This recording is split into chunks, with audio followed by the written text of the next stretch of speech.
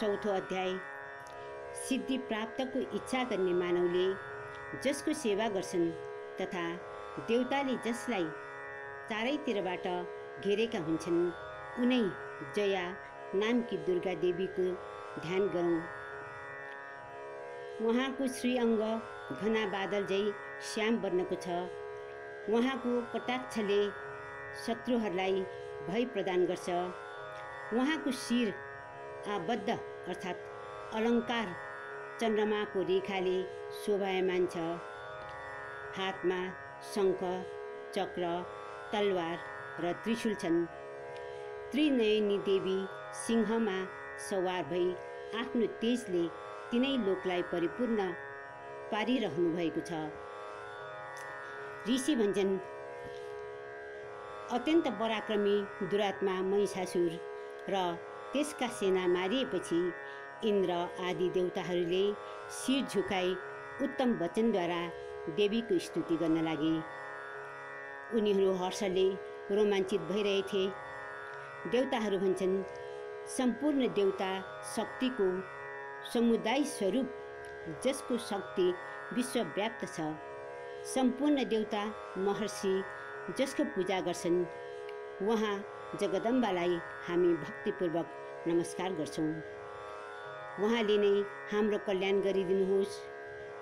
जसको अनुपम प्रभाव औ बलको वर्णन गर्न भगवान ब्रह्मा, विष्णु, महादेव पनि असमर्थ छन्। उहाँ भगवती चण्डिका देवीले सम्पूर्ण जगतको पालन गरिदिनुहोस् तथा अमङ्गल भय नाश गर्नमा विचार गरिदिनुहोस्। हे देवी, तपाईँ सुकृतिजनका घरमा लक्ष्मीको रूपमा, पापीको घरमा दरिद्रीको रूपमा, शुद्ध अन्तकरण भएका मानिसहरूको हृदयमा बुद्धिको रूपमा, सत्पुरुषमा श्रद्धाको रूपमा तथा कुलीन मानिसमा लज्जाको रूपमा बस्नुहुने भगवतीलाई हामी नमस्कार गर्छौँ।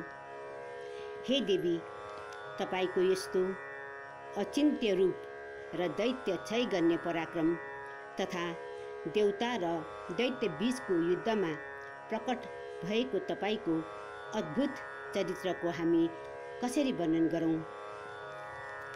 हे देवी, तपाईँ सम्पूर्ण जगतकै कारण हुनुहुन्छ। सत्व, रज, तम यी तीनै गुण तपाईँमा छन् र पनि तपाईँमा कुनै दोषको संसर्ग छैन। हे देवी, विष्णु, महादेव आदि देवताहरू पनि तपाईँको अपार महिमा जान्न सक्दैनन्। तपाईँ नै सबकै आश्रय हुनुहुन्छ। यो सम्पूर्ण संसार तपाईँकै अंशबाट सृष्टि भएको छ। तपाईँ नै आदि प्रकृति हुनुहुन्छ। हे देवी, सम्पूर्ण यज्ञमा जसको उच्चारणले सबै देवताहरू तृप्ति लाभ गर्छन्, तपाईँ उही स्वाहा हुनुहुन्छ। यसबाहेक तपाईँ पितृहरूलाई पनि तृप्त गर्नुहुन्छ। यसकारण तपाईँलाई स्वधा भन्छन्। मुक्तिको कारण पनि तपाईँ नै हुनुहुन्छ। तपाईँ नै अचिन्त्य महाव्रता हुनुहुन्छ। सम्पूर्ण दोषरहित जितेन्द्रलाई तत्त्वसार वस्तु मान्ने तथा मोक्षको अभिलाषा राख्ने मुनिहरू पनि जसको ध्यान गर्छन्, वहाँ परम विद्या तपाईँ नै हुनुहुन्छ। तपाईँ नै शब्द स्वरूपा हुनुहुन्छ। अत्यन्त निर्मल ऋचा भएकी ऋग्वेद, यजुर्वेद मन्त्रको तथा प्रणौन ओम युक्त सुन्दर पथ पाठ भएको सामवेदको आधार पनि तपाईँ नै हुनुहुन्छ। तपाईँ नै त्रयवेद माता हुनुहुन्छ। यस संसारमा सृष्टि र पालनका निम्ति गरिएको व्यवसाय अर्थात् वाणिज्य, व्यापार, पशुपाला, खेती एवं आजीविका आदि पनि तपाईँ नै हुनुहुन्छ। तपाईँ नै संसारको दुःख हर्ने हुनुहुन्छ। हे देवी, जसबाट संसारको शास्त्रको ज्ञान हुन्छ, त्यो मेधा शक्ति पनि तपाईँ नै हुनुहुन्छ। दुर्गम भवसागरबाट पार गराउने नाउरूपी दुर्गा पनि तपाईँ नै हुनुहुन्छ। विश्वको हृदयमा बस्ने लक्ष्मी तथा शिवको अर्धाङ्ग रहने पार्वती पनि तपाईँ नै हुनुहुन्छ। तपाईको मुहार मन्द मुस्कानले पूर्ण, पूर्णिमाको चन्द्रमाको निर्मल ज्योति समान देख्दा पनि महिषासुर मोहित नभई क्रोधित भएर आक्रमण गर्यो। यो अचम्मको कुरो हो। देवीको यही मुहार क्रोधले युक्त हुँदा उदयकालका लाल चन्द्रमा समान आँखी भौ तानिएका तथा तपाईको विकराल मुहार देख्दा महिषासुर कसरी जीवित रहन सक्ला? त्यसलाई त क्रोधित यमराज देखेझै भयो। हे देवी, तपाईले हामीमाथि दया गर्नुहुन्छ। हामीमाथि कष्ट आइपरे तपाईले नै महिषासुर सहित प्रबल दैत्य सेनालाई नाश गरिदिनु भएको छ। हे देवी, तपाई सदा दया हुनुहुन्छ तथा जोसँग प्रसन्न हुनुहुन्छ ती मानिस धन्य र मान्य हुन्। यस्ता मानिसलाई सबै विज्ञजन वा महात्माले ठुला मान्दछन्। धर्म, अर्थ, काम, मोक्ष यी 4 प्रकारका सिद्धि मिल्दछन्। यस्ता मानिसमा धर्ममा शिथिलता आउँदैन औ यिनीहरूका स्त्री, पुत्र, सेवक सदा सन्तुष्ट रहन्छन्। हे देवी, यस्ता मानिसलाई तपाईका दयाले सदा श्रद्धायुक्त भई नित्य नैमित्तिक धर्म कर्म सिद्धि प्राप्त हुन्छ। तपाईका कृपाले शुभ कार्य गरी स्वर्गमा बस्न पाउँदछन्। हे देवी, तपाईको दयाले मोक्ष पाउँछन्। यसर्थ तपाई नै 3 लोकमा मनोवाञ्छित फल दिने हुनुहुन्छ। हे देवी, सङ्कटमा जो हृदयले नै तपाईको स्मरण गर्छन् तिनीहरूको सङ्कट निवारण हुन्छ। जसले सदा तपाईको सेवा र ध्यान गर्छन् तिनीहरूलाई तपाईले कल्याणकारी अचल ज्ञान दिनुहुन्छ। दुःख, दारिद्र्य औ भय हरण गरिदिनुहुने हे देवी, तपाई सिवाय अरू कसैले पनि उपकार र दया गर्दैनन्।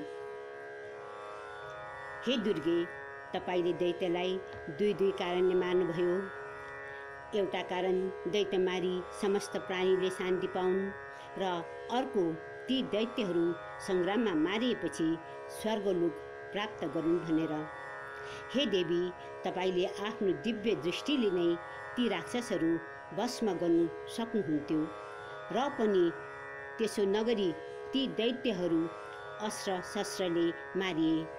पापबाट निष्पाप भई स्वर्ग जाउन् भन्ने विचारले तिनीहरूलाई मार्न अस्त्र शस्त्र प्रयोग गर्नुभयो। खड्गका चम्किएको तेज वा त्रिशूलको अग्रभागको ज्योतिले ती दैत्यका आँखा फुटेनन्, कारण ती आँखाले तपाईको मनोहर ज्योतिपूर्ण चन्द्रमा समान आनन्दप्रद सुन्दर मुहारको दर्शन गर्थे। हे देवी, तपाईको शीलले दुराचारीको वर्ताउलाई हटाइदिन्छ। तपाईको यस्तो अचिन्त्य रूप अतुलनीय छ। तपाईको पराक्रम ती दैत्यहरू जसले देवताका बल र पराक्रमलाई पनि नाश गरे त्यो पराक्रमलाई पनि नाश गर्नेछ। तपाई शत्रुहरूलाई पनि दया गर्नुहुन्छ। हे देवी, तपाईको पराक्रम अतुलनीय छ। तपाईको मनोहर रूपले शत्रुहरूमा भय उत्पन्न गरिदिन्छ। हे देवी, हृदयमा दया र युद्धमा निष्ठुरता यी 2 गुण 3 लोकमा तपाई सिवाय अरू कसैमा छैन।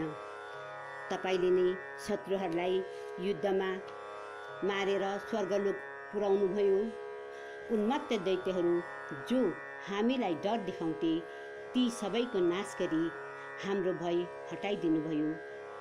हे माता, तपाईलाई हाम्रो नमस्कार छ। हे देवी, हामीलाई तपाईको शूलद्वारा रक्षा गर्नुहोस्। खड्गले हाम्रो रक्षा गर्नुहोस्। घण्टाको ध्वनिले तथा धनुको टङ्कारले हाम्रो रक्षा गर्नुहोस्। हे चण्डिके, पूर्व, पश्चिम र दक्षिणमा हाम्रो रक्षा गर्नुहोस्। आफ्नो त्रिशूल घुमाई उत्तरमा पनि हाम्रो रक्षा गर्नुहोस्। तिनै लोकमा सृष्टि पालन र संहार गर्ने आफ्नो परम सुन्दर एवं अत्यन्त भयानक रूपले पृथ्वी र हाम्रो रक्षा गरिदिनुहोस्। हे अम्बिके, तपाईका करकमलमा खड्ग, शूल तथा गदा आदि शस्त्र छन्। तिनले हामी सबैको रक्षा गरिदिनुहोस्। मेधा ऋषि भन्छन्, यस्ता प्रकारले जब देवताहरूले जगन्माताको स्तुति गरे औ नन्दन वनका दिव्य पुष्प एवं गन्ध चन्दन आदिले पूजा गरी भक्तिपूर्वक दिव्य धूपको सुगन्धले प्रसन्न गराई बिन्ती गरे। देवी भन्नुहुन्छ, हे देवताहरू हो, तिमीहरूलाई के चाहिन्छ? कस्तो कुराको अभिलाषा राखेको छौ भन। देवताहरू भन्छन्, हे देवी, तपाईले हाम्रा सबै इच्छा पूरा गरिदिनुभयो। हाम्रो भन्नु अब केही छैन। हाम्रो शत्रु महिषासुरको वध तपाईले नै गरिदिनुभयो। हे महेश्वरी, यति गरेर पनि तपाई हामीलाई अझ वर दिन चाहनुहुन्छ। हामीलाई यस्तो वर दिनुहोस्, जुनै समयमा हामी तपाईको स्मरण गर्छौं त्यस समय तपाईले आफ्नो दिव्य दर्शन दिई हाम्रो महासङ्कट दूर गरिदिनुहोस्। हे प्रसन्नमुखी अम्बिके, जुन मनुष्यले यी स्तोत्रले तपाईको स्तुति गर्छन् तिनीहरूलाई वित्त, समृद्धि औ वैभव दिई तिनीहरूको धन र स्त्री पुत्र आदि वृद्धिको निम्ति सदा प्रसन्न भइदिनुहोस्। ऋषि भन्छन्, हे राजन, देवताहरूले यस प्रकारले आफ्नो तथा जगत कल्याणार्थ देवीलाई सन्तुष्ट गरे।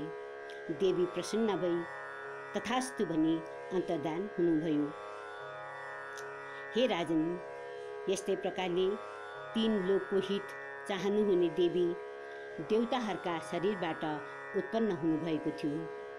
अब देवताहरूका उपकार गर्नुहुने देवी, जसले दुष्ट दैत्यहरू तथा शुम्भ निशुम्भको वध गरी सबै लोकको रक्षा गर्न गौरी देवीको शरीरबाट जुन प्रकारले प्रकट हुनुभयो त्यसको प्रसङ्ग मबाट सुन। म त्यसको यथावत वर्णन गर्छु। यस्तै प्रकारले श्री मार्कण्डेय पुराणमा सार्वजनिक मनवन्तर कथा अन्तर्गत देवी महात्म्यमा शुक्रादि स्तुति नामक चौथो अध्याय पूर्ण भयो।